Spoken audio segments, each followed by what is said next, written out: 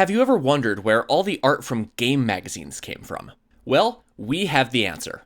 Our library was donated this collection of over 700 CDs used by the art department at GamePro magazine. Whenever the editors at GamePro received artwork, or screenshots, or a digital press kit to use in their magazine, they filed it away in a binder, like this one here.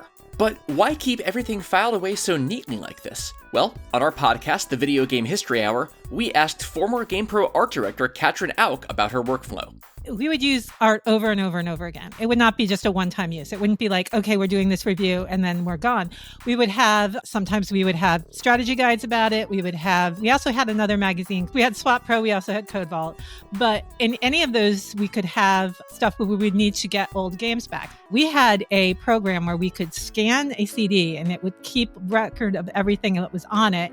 And then we would have like the numbers. So if I'm like, hey, oh shoot, I need to do WrestleMania 16 and I need the art for that, I could open up that program, type in WrestleMania 16, and it would tell me the numbers of all the CDs that had art from that game on it, so I could go pull it. As part of our mission to preserve video game history, we've been digitizing these CDs, extracting the files, and making them viewable for you at home in your browser. When we launched our digital library this year, we put up the first 100 CDs from this collection, and we've now grown that to 200 CDs. That covers most everything from 1995 to 1998. These are games that GamePro covered, so it's mainly console and handheld games, as well as some computer games and a couple arcade cabinets. Here's a couple highlights you might recognize, and a few that you probably don't. CD number 120 has a bunch of high-resolution key art from Banjo-Kazooie in CMYK color format for printing. Look at all that detail on Mumbo's teeth. I bet he's never gone to the dentist. CD number 183 from Squaresoft has, among other things, character art and renders that were shown off with the public debut of Final Fantasy VIII in 1998. CD 117 for Quest 64 has a layered Photoshop file containing all the assets used in the box art for Quest 64, so we can turn layers on and off to see how they composited this box art, or we can do silly things like take everybody out of the box art except for the Warthog guy. Hey, where did everybody go? Here's an odd one. CD 165 has rare screenshots of Beavis and Butthead Do Hollywood, an unfinished game for PlayStation. There's very little information about this one. You can actually see these screenshots printed in the October 1998 issue of Electronic Gaming Monthly, so the files on this disc would have been the source screenshots that magazines were sent.